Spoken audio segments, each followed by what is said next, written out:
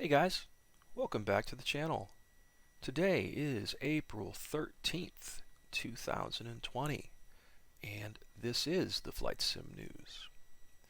So, Baltic Dragon just made a post. He is working on the Ottoman Courier campaign for the AV-8B Harrier.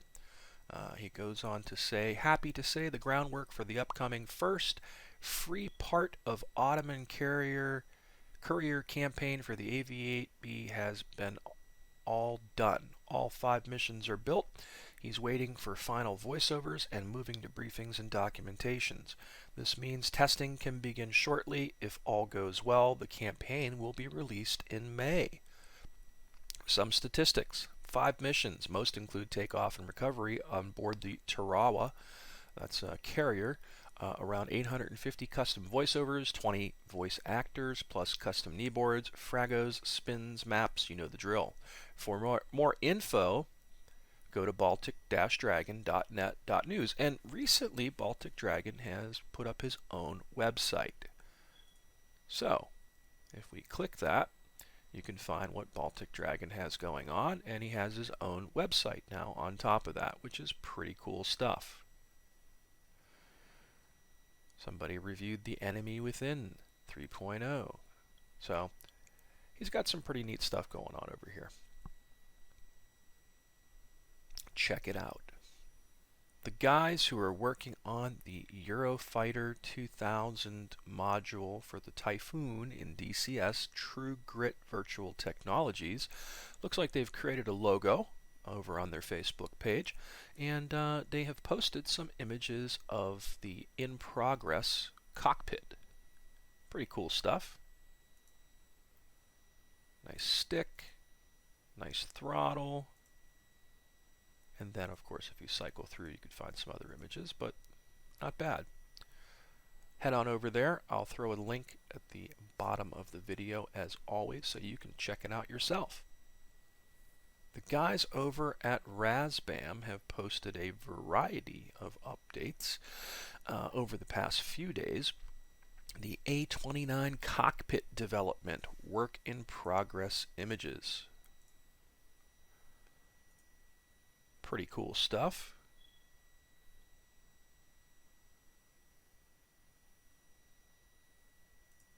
In addition to that, on the 11th, 2 days ago, they posted that the Mirage 2000-C updates awaiting release include radar loss contact memory DO enabled. PCA is updated. RDO button disables DO for manual unlock. Special options update show the angle of attack in the HUD fixed. TDC gate aperture for PPI mode added.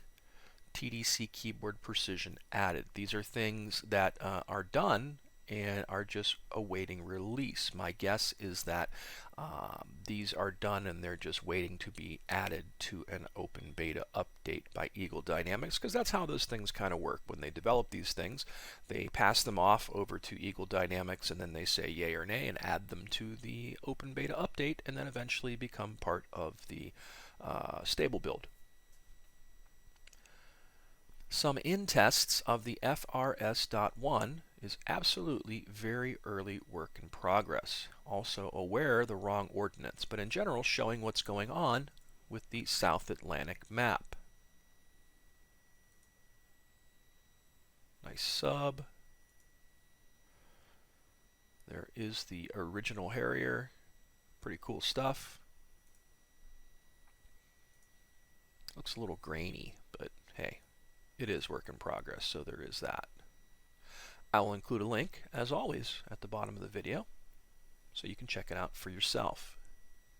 Okay, a couple days ago, there was somebody had asked a question to Wags. Well, I have to own the DCS Supercarrier to include it in a hosted dedicated server. No, you will not. We will treat the Supercarrier module just like a map in that servers are not required to own the module. Only joined clients are required to own the module to take advantage of all of its features. So you could run a dedicated server and not own the module, but everybody that joins would have to own the module to be able to take advantage of all of its features. This isn't surprising at all. This is pretty much how you would think it would work. So fair enough, guys. Alrighty. So at the beginning of the weekend, the guys at Eagle Dynamics had posted their weekly newsletter. And part of it was advertising the merge for the Cure. I'm not sure how that all went down, but I'm pretty sure that was something that was going on this weekend. They had also posted a new image of the Supercarrier and the deck crew, which is pretty cool stuff. Supercarrier Night Ops. The deck crew's uniforms have been improved to better reflect light sources. That's pretty cool. The final free flights. So today is the 13th. So today and tomorrow you can fly the F-86 Sabre. The 15th and the 16th will be the MiG-15, and then they will end it up on the 17th and 18th with the Black Shark Ka-50. So there are only 3 modules left to give a test drive. Fair enough, though. Fair enough. It's been pretty cool that they've been doing this, because I was able to try out the JF-17, I was able to try out the BF-109, and I plan to try out the MiG-15 when they post that as well.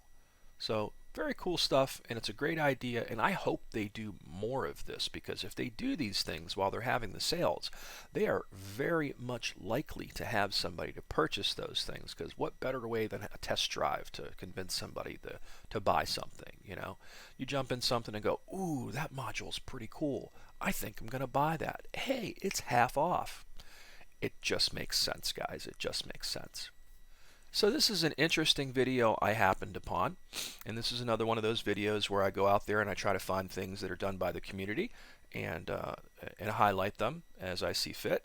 And Commander Steinsch, S-T-E-I-N-S-C-H, over on YouTube, had posted an interesting video. So he had an i7 3770K running at 4.3 gigahertz. And his scenario was he had 24 gigabytes of DDR3 at 1333 megahertz, and he used MSI Afterburner. So you will see that over here on the left.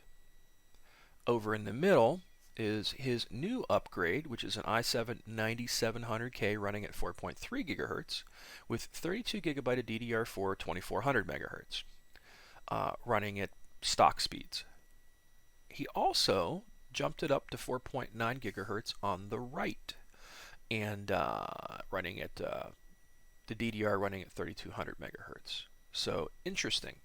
And it also kind of goes to show that, you know what I've learned and what I know as well is that DCS really takes advantage of memory, and it also takes advantage of frequency more than the number of cores, because in general, DCS is older software, and it really only utilizes, I believe, 2 cores at a time.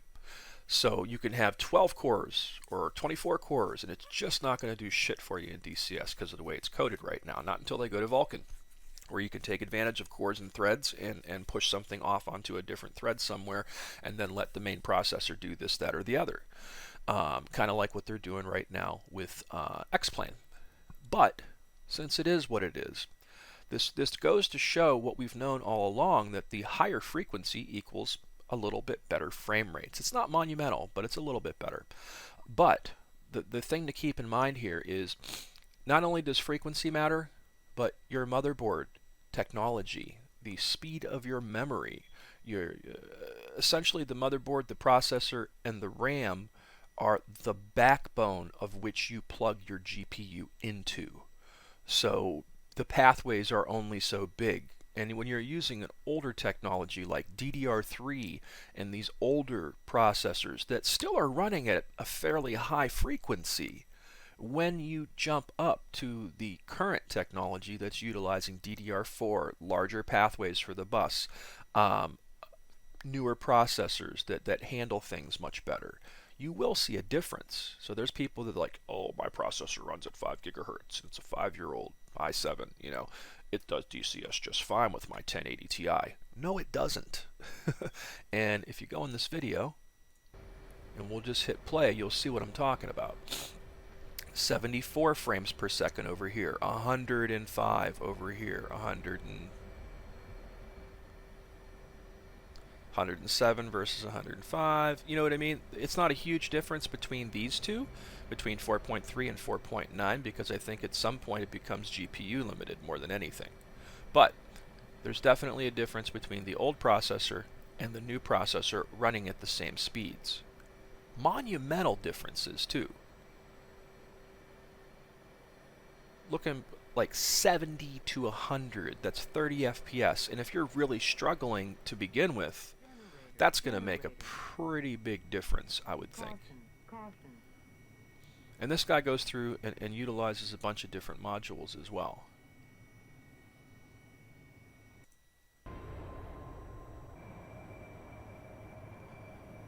$80 to $104.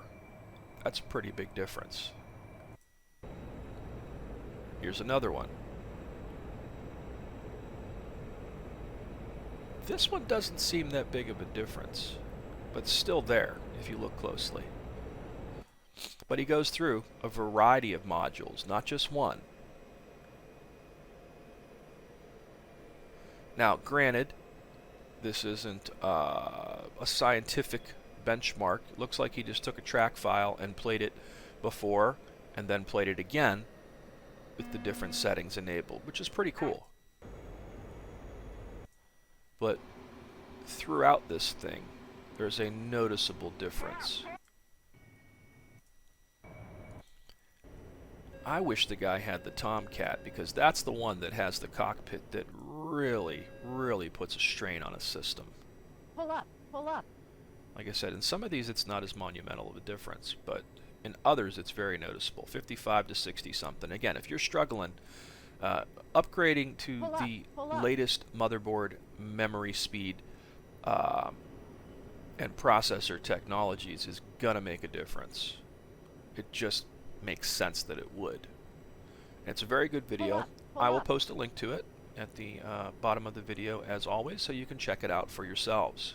But very cool stuff, and it's nice to see that somebody has put something together like this. Very cool stuff.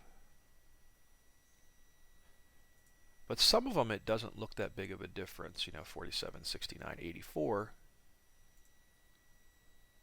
74, 93, 98,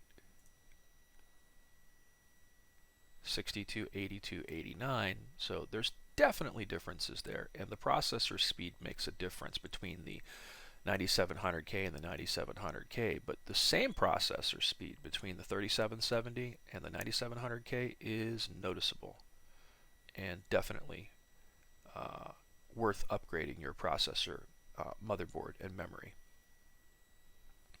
Alright, so all you guys that have TrackIR, I started to watch some of this and it's pretty cool. It kind of showed me some things that I wasn't aware of, and you really can tweak your TrackIR and be able to get things to move a little bit more smoothly instead of just using it right out of the box like I did for the longest time, to be honest. But it worked fine for me that way, but you can tweak it. And this is a comprehensive TrackIR setup tutorial by Jabbers. He is a very popular YouTuber that does a lot of DCS stuff. He's a smart guy, and I enjoy watching a lot of his videos. So I'm going to post this in the bottom of the video as always, and you can check it out for yourself. So if you do have a TrackIR, this is definitely recommended to watch, because it will give you an idea of the other things you can do other than just setting it up out of the box or tweaking it by yourself and messing it up, which I did a couple times. So that is it for the Flight Sim News for April 13th, 2020. I'm a little bit burned out right now on DCS. I think that's my problem right now. I'm waiting for the Supercarrier. I'm waiting for the new F-14 stuff.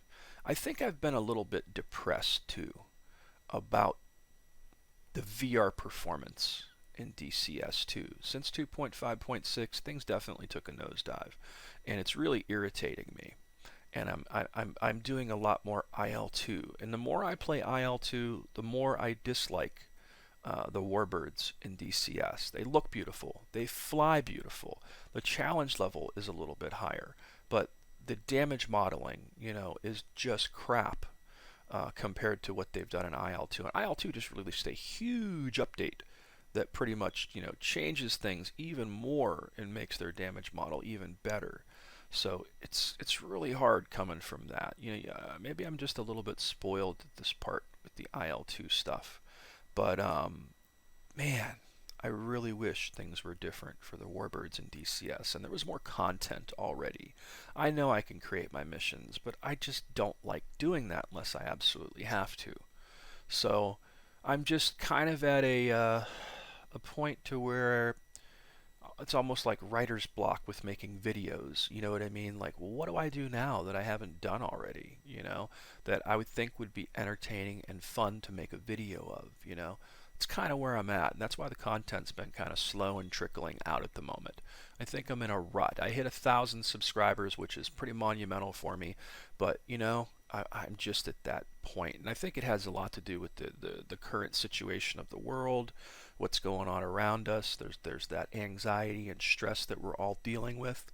On a positive note, man, I've lost 15 pounds since all this shit began. So, I was more of a power lifter body style, and now I'm getting down to a more a healthier, more lean muscle mass at around 228 pounds versus the 245 to 250 I was sitting at. Strength levels going down, but energy levels rising. Everything about it has just helped me be much healthier, which is, that's something I hope a lot of you guys can do during all this and not just sit on your ass and fly DCS, IL-2, War Thunder, whatever your poison is, do something positive for yourself, guys. I'm going to come out of this thing a lot healthier, and that's a good thing, that really is. And maybe that's part of it too, because, I don't want to sit here for 3 hours, and just on my ass with a joystick and a throttle in hand and a VR headset. But I don't know. Enough about me, but like I said, that's kind of where I'm at with everything. I'm in a good place. I think, the channel's doing well. I'm just at a lull right now of trying to figure out, what should I do next. So if you guys have some ideas and suggestions for videos, I would love to hear them. I really would, because like I said, right now I'm just kind of, stumped a little bit. What do I do now? Like I'm looking for the MiG-15 to come out in a couple days, and I'll do like a first impressions of that. But what can I do that I haven't done with what I have?